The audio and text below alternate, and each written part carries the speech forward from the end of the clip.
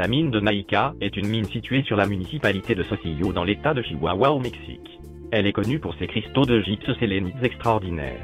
La mine de Naïka est une mine de plomb, de zinc et d'argent, dans laquelle ont été découvertes de grandes cavités contenant des cristaux de gypse, atteignant 1,2 m de diamètre, et près de 12 mètres de longueur. La grotte principale, la grotte des cristaux, Cueva de los Cristales en espagnol, est considérée comme l'une des plus belles merveilles souterraines de la Terre.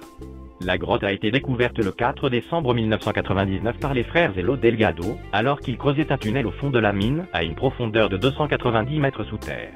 Les conditions de température, autour de 45 degrés Celsius, et d'humidité, près de 100% d'humidité, sont très particulières. Il existe aussi dans cette mine d'autres grottes, moins spectaculaires, comme la grotte des épées, découverte en 1902, la grotte des bougies, 1910, et la grotte de l'œil de la reine, 2000. Cependant, les cristaux de ces autres grottes sont de plus petite taille. Ceci serait dû à une chute rapide de la température, qui a provoqué l'arrêt de la croissance des cristaux. L'accès à ces grottes depuis les galeries de la mine de Naïka est strictement réglementé, du fait de l'intérêt scientifique, mais aussi à cause du danger mortel qu'elle représente. La mine de Naïka est située sur une ancienne faille, et une chambre de magma chauffe la grotte. Les eaux chaudes souterraines sont saturées en éléments chimiques, rendant propice la croissance minérale.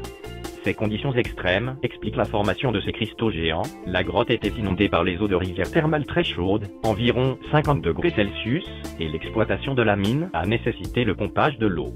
La chaleur qui règne dans cette grotte a permis à des éléments chimiques, comme le calcium et le soufre de se combiner pour donner naissance à ces magnifiques cristaux. Les cristaux de gypse de Naïka font partie des plus grands du monde, le plus long atteignant près de 12 mètres de longueur.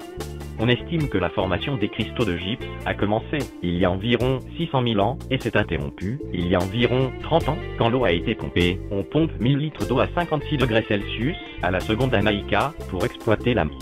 Dès que l'exploitation minière s'arrêtera, les pompes seront coupées et la grotte sera de nouveau envahie d'eau et la croissance des cristaux reprendra. L'équipe italienne d'Anna Maria Mercuri a retrouvé dans des bulles incluses dans les cristaux de gypse des pelants vieux de 30 000 ans. Ces pelants sont venus de la surface par les eaux d'infiltration et suggèrent qu'à cette époque la flore de surface était toute différente du désert actuel. À l'intérieur de la grotte, en forme de fer à cheval, il règne une température de 44 degrés Celsius et une humidité relative proche de 100%. L'humidité extrême double le ressenti de chaleur. De ce fait, sans équipement spécial et adapté, un homme ne peut y rester plus d'une dizaine de minutes. À cet effet, les scientifiques ont dû concevoir des tenues spéciales pour pouvoir explorer les grottes. Ils doivent d'abord revêtir de multiples combinaisons qui résistent à la chaleur, dont une contenant des tubes remplis d'eau gelée. Ils doivent aussi porter un masque à gaz, relié à un gros sac à dos. L'air qui est propulsé est réfrigéré grâce à de la glace.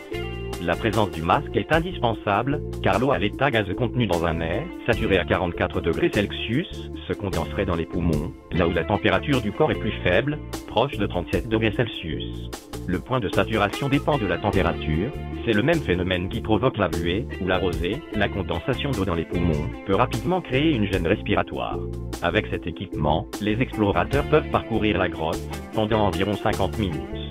Les cristaux se sont formés il y a environ 500 000 ans, ce qui est une date géologiquement récente. Cette jeunesse géologique permet donc de mieux comprendre comment des cristaux tels que ceux-ci se forment, et permet d'étudier précisément la croissance des cristaux se trouvant dans la grotte, avant que le temps ou d'autres phénomènes n'aient pu les altérer. Lorsque les mines de Naïka seront épuisées, et que l'activité minière ne sera plus rentable, il est fort probable qu'elles soient de nouveau inondées par les eaux, ce qui interdirait l'accès aux cristaux. Mais, l'eau sera aussi une bonne manière de les protéger, car l'homme les abîme. Ainsi, les scientifiques voudraient collecter le plus d'informations sur Naïka, pour ensuite, quand elle sera recouverte d'eau, ne plus être en manque de données. Ce texte provient de Wikipédia.